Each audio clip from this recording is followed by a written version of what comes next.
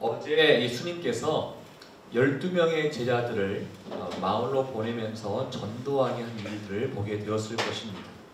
그래서 오늘 말씀이 그 말씀에 이어서 계속 가고 있는 것을 보게 되는데 이해라고 되어 있습니다. 예수님의 제자들이 전도자의 삶을 이렇게 살다 보고 또 귀신을 쫓아내고 병든 자를 고치게 되니까 이에 어떻게 되는가? 예수의 이름이 드러난지라 라고 되어 있습니다. 사랑하는 여러분, 제가 오늘 말씀 제목을 우리를 부르신 이유라는 말씀 제목을 가지고 함께 나누고자 합니다. 저를 부르신 이유, 여러분을 부르신 이유, 먼저 첫 번째, 예수의 이름이 드러나게 하기 위해서 우리를 부르신 거다라는 것입니다. 그렇다면 여기서 질문을 하나 드려볼 수 있겠죠. 여러분 자신에게 질문을 합니다. 나는 예수의 이름을 드러내고 있는 삶을 살고 있는 것인가? 한번 여러분 자신에게 물어보십시오. 예수님의 제자들이 복음을 전했습니다. 병든 자를 고쳤습니다. 귀신을 쫓아냈습니다. 이게 사실 예수의 이름을 드러내는 전부의 삶은 아니지만 대표적으로 이런 삶을 살아갔다는 것입니다. 우리로 한번 적용해 볼까요? 물론 귀신을 쫓아낼 수도 있습니다. 병든 자를 고칠 수도 있습니다. 그러나 최소한 복음을 전할 수 있는 삶을 살아가지 않겠습니까? 예수님의 제자들이 동네를 돌아다니면서 여기 귀신 들린 자, 병든 자, 대부분 연약한 자들을 얘기하고 있는 것입니다. 그러니까 우리가 복음을 전하는 삶을 살고 있느냐, 연약한 자들에게 다가가서 그들에게 예수 그리스도의 사랑을 전하고 있느냐, 최소한 이것만 보더라도 우리가 예수의 이름을 드러내고 있는 삶을 살고 있느냐라고 여러분 자신에게 물을 때 그렇습니다 라고 얘기해 볼 수 있는 것이죠. 그런데 저를 포함해서 우리 모두가 그런 삶을 살기보다는 겨우 주님께 나와서 예배 드리고 세상에서는 예수 이름을 드러내지 못하고 그저 그렇게 살고 있는 모습이 있지 않는가 한번 살펴보게 된다는 것입니다. 예수님의 제자들, 예수님께서 하나님들 하다 보니까 예수의 이름이 드러나게 되었습니다. 그런데 이 예수의 이름이 드러나고 싶다라는 그 마음이 우리 가운데 있지만 잘 되지 않아도 예수의 이름이 나의 삶 가운데 드러났으면 좋겠다라는 마음이 있지만 또 한편에 두려움이 있습니다. 예수의 이름이 나를 통해서 드러나게 되면 나에게 고난이 임하지 않을까? 나에게 핍박이 일어나지 않을까? 나에게 예수장이라는 그 이름이 붙음으로 말미암아 다른 사람들이 선입견을 갖게 되지 않을까? 이런 막연한 두려움이 있다 보니까 내 안에서 한편으로는 예수의 이름이 드러났으면 좋겠다 이런 마음이 있지만 다른 한편으로는 적당히 드러나고 싶은 마음이 우리 가운데 있음을 보게 됩니다.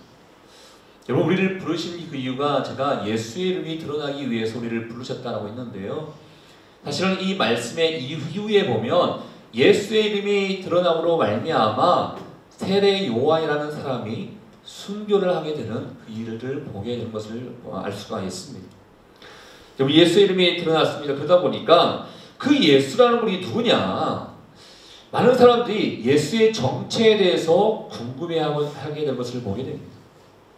사실은 나중에 다음 주에 말씀일 수 있는데요. 마가복음 8장에서도 이 예수 이름이 막 온 세상에 막 드러나니까 가이사랴 빌립보에서 예수님께서 제자들에게 묻습니다.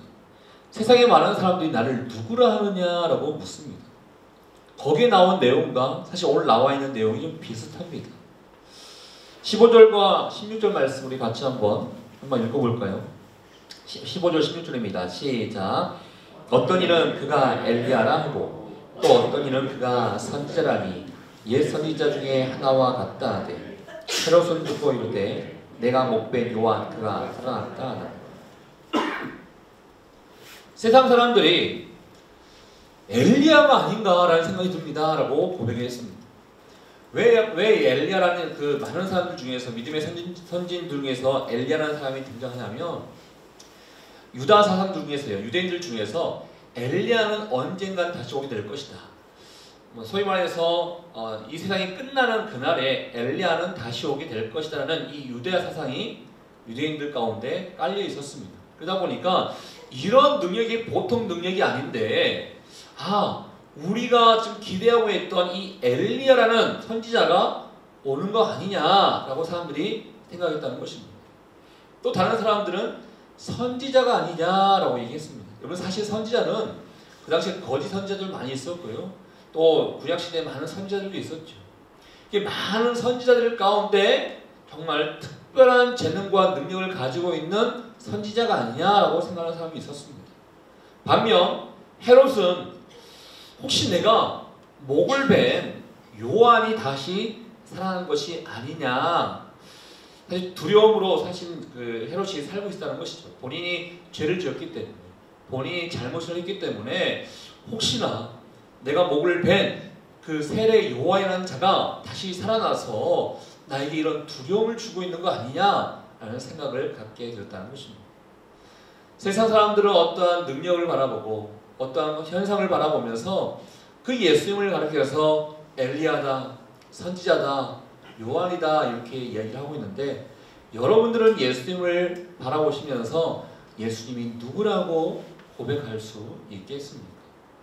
단지 세상에 많은 용한 능력을 베풀어 주고 있는 하나의 신과 우상과 같은 그냥 단순한 능력자로 바라보이십니까? 아니면 우리의 인생을 주관하시고 다스리시고 통치하시는 진정한 주 그리스도 예수로, 진정한 예수 그리스도로 여러분이 고백하고 있습니까? 사실 이 고백이 어떠한 고백이냐에 따라서 여러분의 신앙과 인생이 달라질 수 있습니다. 무슨 말씀이냐? 내가 만약에 예수 그리스도를 세상에서도 특히 보면 좀 용하다고 생각할 수 있는 무당과 세상의 우상과 같은 존재를 여긴다 그러면, 나에게 힘과 능력을 주실 때는 그분을 따르지만 나에게 힘과 능력이 없을 때는 그분을 버릴 수밖에 없는 그런 상황이 될 수 있는 것입니다.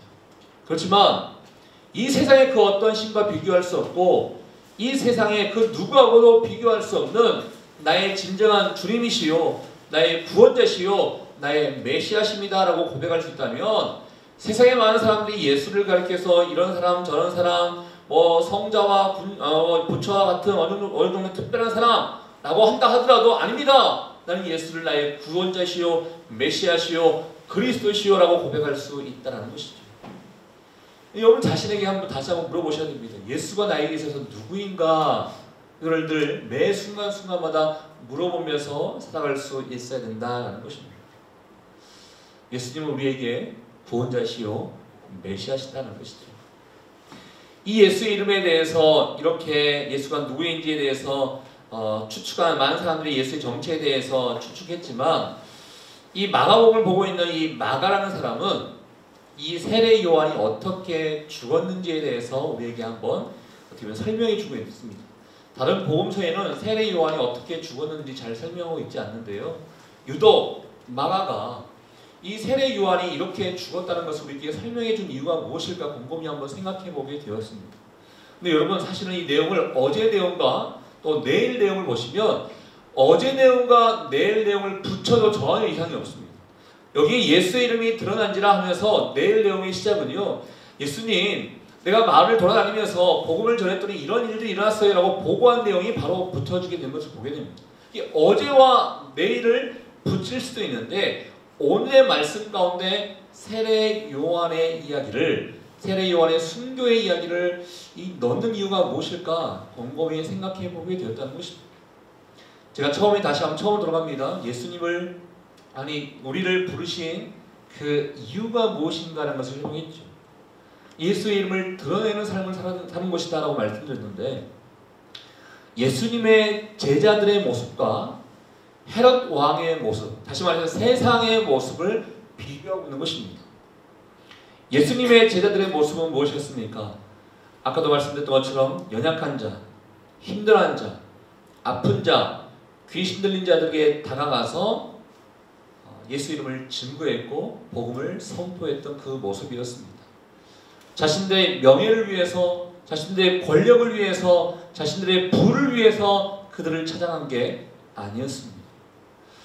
예수님께서 하라는 대로, 예수님께서 말씀하시는 대로 선포하고 증거하니까 병든 자가 낫게 되고 귀신 들린 자가 귀신이 나가게 되는 그 역사를 보게 되는 것이죠. 근데 반면 세상을 대표할 수 있는 이 헤롯 왕은 어떠한 삶을 살아갔는가? 다시 한번 제가 설명해 드리지 않겠지만, 사실 헤롯이 동생 빌립의 아내 헤로디아를 결혼하게 된 것입니다. 이 결혼하는 과정 가운데 원래 한 여인이 있었습니다. 아내가 있었습니다. 그 아내를 버리고 동생의 아내와 결혼하게 되는 그 일들이 벌어지게 됩니다. 그 부정적인 안 좋은 모습을 바라보면서 세례 요한이 그렇게 하는 것은 아닙니다라고 비판을 했습니다. 비판하니까 헤롯뿐만 아니라 헤롯의 이제 아내가 된 헤로디아가 심히 요한을 싫어하게 되어서 오래 갇히게 되고 나중에 잔칫날을 이용해서 이 세례 요한의 목을 베게 된 것을 보게 됩니다. 세상은 자기가 갖고 싶은 것이 있다 그러면 물불을 가리지 않습니다.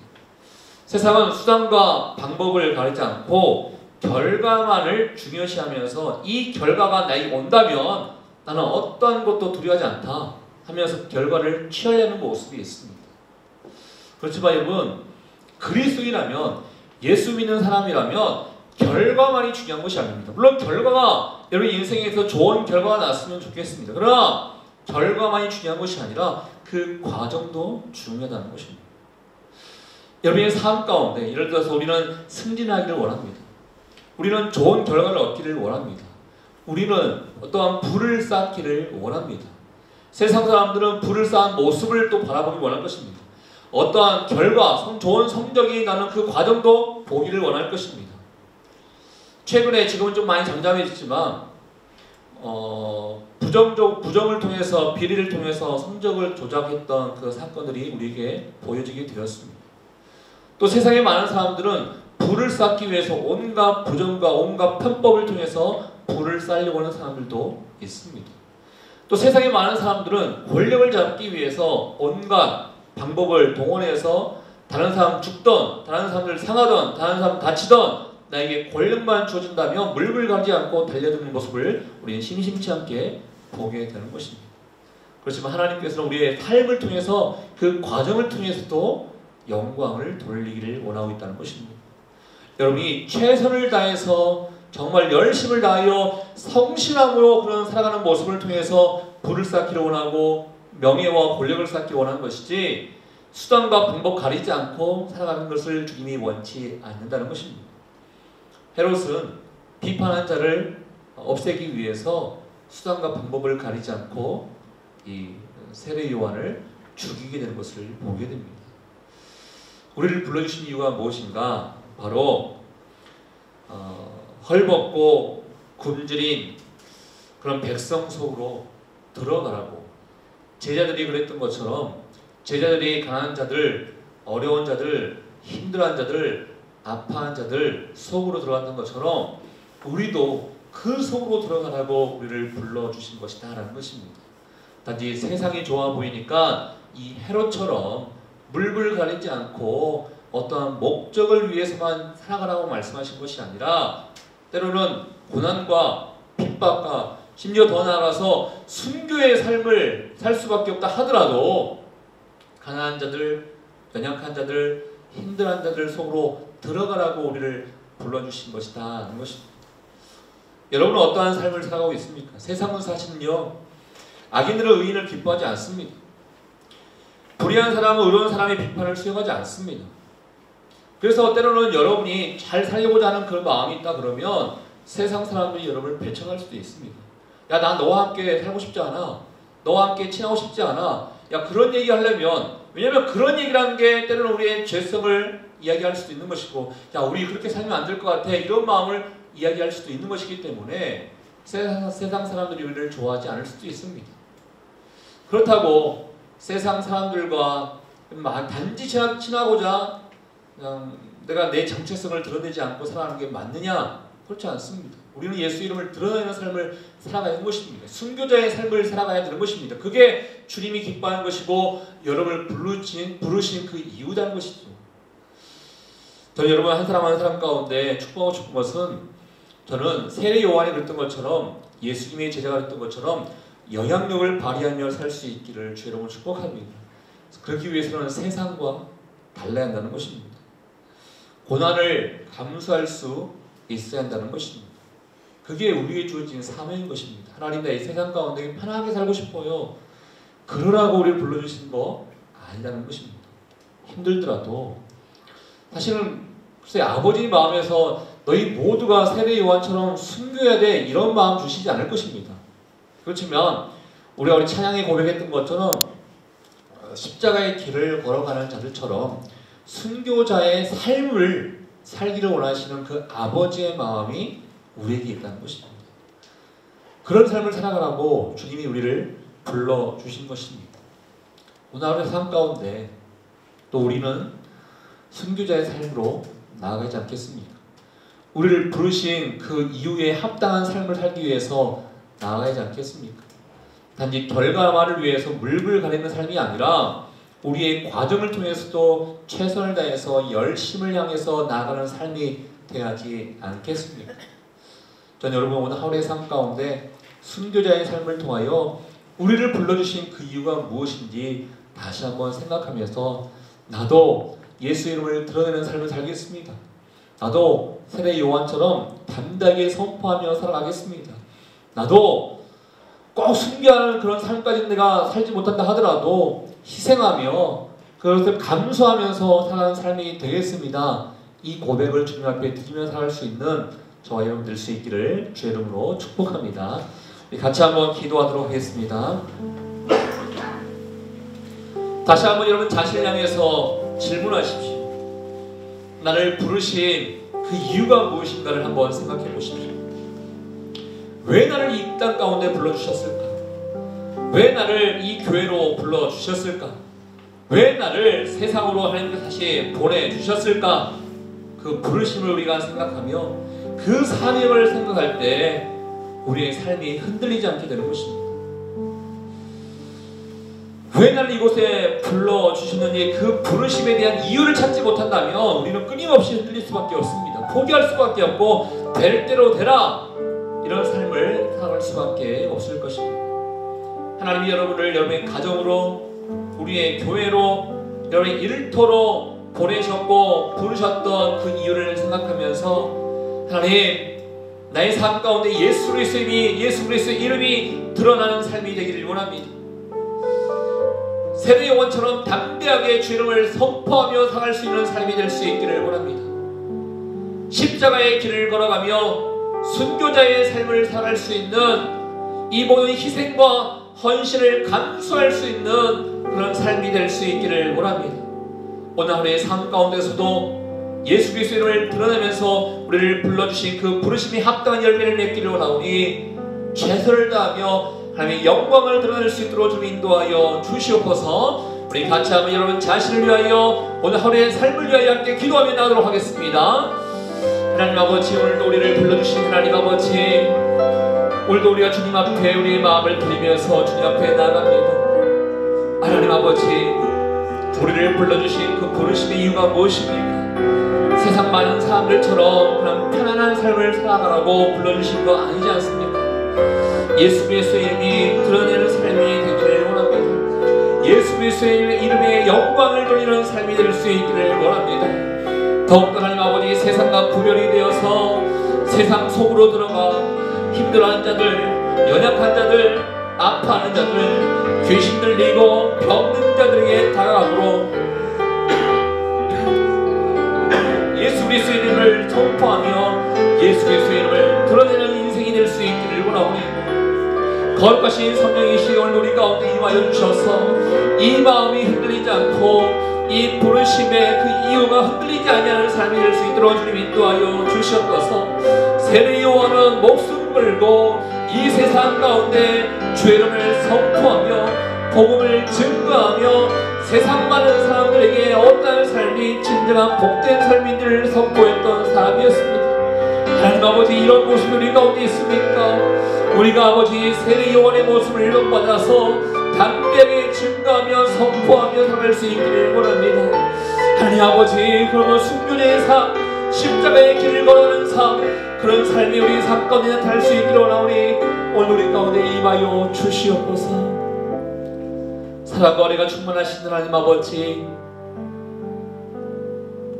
왜 우리를 불러주셨는지 그 부르심의 이유에 대해서 다시 한번 우리 자신에게 묻습니다. 불러주신 주님께서는 우리에게 사명을 주셨습니다. 그 사명, 어떠한 삶이 또 우리 가운데 있습니까? 세상과 똑같이 세상의 많은 사람들처럼 그저 그렇게 편안함만을 추구하며 살아가는 모습이 우리 가운데 있지는 않습니까?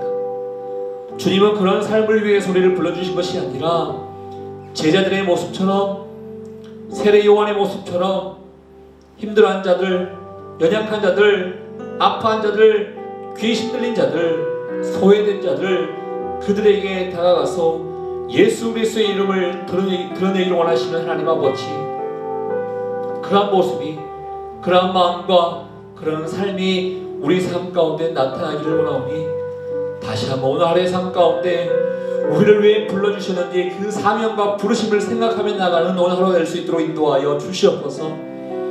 세상은 결과만을 위해서 물불 가리지 않습니다. 세상은 온갖 수단과 방법을 가리지 않고 내가 얻고 싶어하는 것을 위해서 나아가는 모습을 보게 됩니다. 그러나 주님은 과정도, 주님은 모든 일정도, 모든 방법도 다 보고 계시는 하나님 아버지, 성실함으로, 정결함으로 최선을 다하며 하나님께 영광을 돌리며 하루하루 살아갈 수 있는 우리 모두가 될 수 있도록 인도하여 주시옵소서. 그래서 예수 그리스도를 드러난 삶이 힘들고 고난이 있고 십자가의 길고 순교자의 삶이 된다 하더라도 그 모든 것을 감수하며 나갈 수 있는 하나님의 삶을 될 수 있기를 원합니다. 오늘도 영광 받아주시고 주님의 기쁨이 되는 삶이 될 수 있도록 주를 인도하여 주시옵소서. 그렇게 하실 주님께 감사와 영광을 돌려드리오며 지금 이 시간 우리 인생의 길과 진리와 생명 되시는 예수 그리스도의 은혜와 하나님 아버지의 그 크신 사랑과 성령의 교통위로 충만하심이 예수 그리스도의 이름을 드러내므로 말미암아 우리를 불러주신 그 부르심과 사명 잘 감당하며 살기를 원하는 주의 백성들을 한 사람 한 사람 머리 위에, 우리의 가정과 일터와 사랑 살림 교회 위에 이제부터 영원토록 함께하기를 간절히 축원하옵나이다. 아멘.